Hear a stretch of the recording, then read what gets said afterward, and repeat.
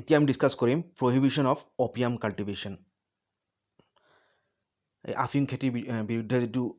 ইংৰাজ চৰকাৰে যিবিলাক নীতি নিয়ম লগাই দিছিলে, বাহাল কৰিছিলে, তাৰ বিষয়ে আলোচনা কৰিম। The inhabitants of the Brahmaputra Valley were formerly addicted to the use of opium to a degree unknown anywhere else in India. ৰাইটাৰে কৈছে কি এই ব্ৰহ্মপুত্ৰ উপত্যকাৰ যিবিলাক মানুহ আছিলে, বাসিন্দা আছিলে, সিহঁতে মানে এই আফিঙৰ প্ৰতি যিটো সিহঁতৰ আসক্তি আছিলে, ইউজ অফ অপিয়াম, এইটো ভাৰতৰ অন্য ৰাজ্যত এনেকুৱা নাছিলে। ব্ৰহ্মপুত্ৰ উপত্যকাৰ মানুহ যিমান আফিং হেৰি কৰিছিলে, আফিং সেৱন কৰিছিলে, তেনেকুৱা ভাৰতৰ অন্য জেগাত এনেকুৱা এইটো আচৰণ নাছিলে। The poppy was grown by the people themselves. আৰু এটা বৈশিষ্ট্য কি, যিটো আফিম খেতি হৈছিলে, এই ব্ৰহ্মপুত্ৰ উপত্যকাৰ মানুহে নিজে এই খেতিটো কৰিছিলে। When the heads had reached the proper size, diagonal incisions were made and the juice was collected on strips of cloth. এই আফিঙৰ গুটি যেতিয়া সেইটো পূৰা যেতিয়া পুৰত হৈ আহিছিলে, তেতিয়া এই আফিঙৰ যিটো গুটিক মাজতে দীঘলকৈ ডায়েগনলি একদম পূৰা ডায়েগনলি এটা হেৰি কৰা হৈছিলে, কাটি দিয়া হৈছিলে, দুইফাল কৰি দিয়া হৈছিলে। ৱেৰ মেড এণ্ড দ্য জুচ, আৰু তাৰপিছত তাৰ যিটো জুচ আছিলে, ৰস আছিলে, সেইটো কাপোৰত, ফটাকানিত বা কাপোৰত যোগাৰ কৰিছিলে বা এইটো কালেক্ট কৰিছিলে। এবাউট 2 inches ব্ৰড, আৰু এই যিটো কাপোৰ ফটাকানি আছিলে, এই কাপোৰৰ যিটো ব্যাস আছিলে 2 ইঞ্চি ব্ৰড আছিলে, which when fully saturated and dried were rolled up in little bundles and kept till required for use. আৰু যেতিয়া পূৰা কাপোৰে যিমানখিনি ৰস চুহিব পাৰে, সিমানখিনি লৈ কাপোৰত ৰস চুহাইছিলে, তাৰপিছত কি কৰিছিলে,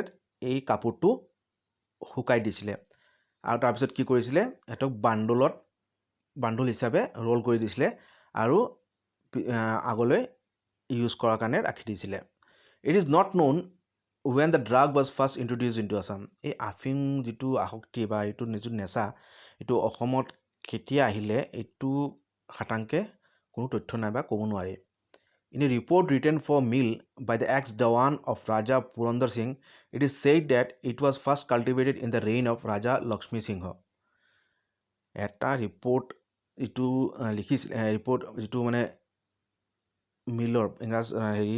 ইংৰাজ যিটো বিষয় মিলত লিখিছিলে, কোন লিখিছিলে, এটা চিঠি লিখিছিলে বা ৰিপৰ্ট লিখিছিলে, এক্স দেৱান, আগৰ দেৱান অফ ৰাজা পুৰন্দৰ সিংহৰ আগৰ যিজন দেৱান আছিলে, তেওঁ লিখিছিলে, এই ৰিপৰ্টত কি লিখিছিলে, it was first cultivated in the reign of Raja Lakshmi Singh. Ahom ৰজা লক্ষ্মী সিংহৰ সময়ত প্ৰথমবাৰৰ বাবে আফিম খেতি অসমত হৈছিলে বুলি এই ৰিপৰ্টত লিখিছিলে। এই ৰিপৰ্টটো কোনে দিছিলে, ইংৰাজ বিষয়া মিলক ৰজা পুৰন্দৰ সিংহৰ দিৱানে লিখিছিলে। But that the area sown with it was strictly limited until the Burmese overthrew the old Ahom institutions. কিন্তু যিখিনি এৰিয়াত এই আফিম খেতি হৈছিলে, এই একদম আপোনাৰ সীমিত অঞ্চলত এই আফিম খেতি হৈছিলে, আৰু যেতিয়ালৈকে কেতিয়ালৈকে খেতি হৈছিলে আহোম ৰাজ্যত, যেতিয়ালৈকে বাৰ্মিজসকল বা মানসকলে আহোম সাম্ৰাজ্যক আহি দখল কৰা নাই, বা আহোম যিবিলাক আছিলে, খেতি বাতি বা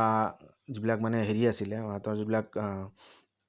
ইনষ্টিটিউশ্যনছ আছিলে, যিমানখিনি সিহঁতে যিবিলাক কৰিছিলে, ৰাজপ্ৰাসাদ বা যিমানখিনি সিহঁতৰ ছিষ্টেম আছিলে, সেই গোটেইখিনি সিহঁতে চেঞ্জ কৰি দিছিলে বা ধ্বংস কৰি দিছিলে। তেতিয়া এই আফিম খেতিটো বন্ধ হৈ গ'ল। You know how that it was already in fairly common use in 1793 when Captain Welsh found the Raja Gorinath. ৰাইটাৰে কি কৈছে, এইটো 1793 চনত যেতিয়া কেপ্টেইন ৱেলছে, ইংৰাজ বিষয়া কেপ্টেইন ৱেলছে যেতিয়া আহোম ৰজা গৌৰীনাথ সিংহৰ ৰাজপ্ৰসাদত গৈছিলে, তেতিয়া কি পাইছিলে, যে গৌৰীনাথ সিংহ পুৰাপুৰি এই আফিঙৰ আসক্তি হৈ গৈছে, আৰু ইমানেই আসক্ত হৈছে যে আফিঙৰ নেচাত, যে তেওঁৰ ৰাজ্যৰ যিটো কাৰ্যভাৰ, তাৰ কাৰণে তেওঁ কোনো যোগ্যতা হেৰাই পেলাইছিলে, বা যিটো পাব্লিক বিজনেছ আছিলে, যিকোনো শাসনভাৰ যিবিলাক বা দৈনন্দিন যিবিলাক কাৰ্যকলাপ আছিলে, তাৰ কাৰণে তেওঁ একদম অযোগ্য হৈ পৰিছিলে এই আফিঙৰ নেচাত। A few years later, David Scott remarked on the enormous quantity of opium consumed by the inhabitants. আৰু তাৰ কেইবছৰ পিছত মানে ডেভিড স্কটেও লিখিছিলে যে কমিশনাৰ আছে ডেভিড স্কট আমাৰ এই নৰ্থ ইষ্ট ৰিজনৰ মেঘালয় অসম সেইখিনি ডেভিড স্কটে কি লিখিছিলে যে মানে কিমান যে ব্যাপকভাৱে যে এই অঞ্চলৰ মানুহে মানে আফিম খেতি কৰে বা আফিম খায় বা আফিম নেচা কৰে The widespread and immoderate consumption of the drug was noticed by Robinson and other writers. আৰু আফিমৰ যে ইমান যে ব্যাগুম যে এইটো দুষ্প্ৰয়োগ হৈ আছে ব্ৰহ্মপুত্ৰ উপত্যকাত তাৰ বিষয়েও মানে ইংৰাজ ৰাইটাৰ ৰবিনছনে লিখিছিলে আৰু তেওঁলোকৰ বেলেগ ৰাইটাৰ লিখিছিলে যেনেকুৱা মিল who in 1853 said that 3/4 the population are opium eaters and men, women and children alike use the drug. Writer মিলে কি লিখিছে ইংৰাজ ৰাইটাৰ 1853 চনত যে ব্ৰহ্মপুত্ৰ উপত্যকা বা অসমৰ প্ৰায় তিনি ভাগ জনসংখ্যাই মানে আফিঙত আসক্ত বা আফিং খায় and man women and children alike use the drug আৰু মতা মাইকী বা সৰু ল'ৰা ছোৱালী চবে মানে এই আফিং খায় তাৰমানে ইমানে ব্যাপক ইয়াৰ দুষ্প্ৰয়োগ হৈ আছিলে অসমত Mill held that its excessive use was the greatest barrier to improvement which it was within the power of government to remove. আৰু মিলৰ মতে এই আফিঙৰ আসক্তিয়ে চবতকৈ ডাঙৰ মানে এটা বাধা আছিলে এই অসম ৰাজ্যৰ উন্নতিৰ কাৰণে কিন্তু এই যিটো বাধাটো মানে চৰকাৰে ইচ্ছা কৰিলে সহজে ইয়াক গুচাব পাৰিলে হয় বা আফিঙৰ যিটো আসক্তি বা আফিং খেতি তাক বন্ধ কৰিব পাৰিলেহে And he quoted with approval the opinion of a late Judicial Commissioner of Assam that something should be done to check the immoderate use of the drug. আৰু তেওঁ মানে এই অসমৰ সেই সময়ৰ মানে জুডিচিয়েল কমিশ্যনাৰ আছামৰ লগত যিজন আছিলে তেওঁৰ লগত তেওঁ একমত আছিলে যে এই আফিঙৰ আসক্তিকৰণ বা আফিঙৰ খেতিৰ কাৰণে চৰকাৰে কিবা পদক্ষেপ ল'ব লাগে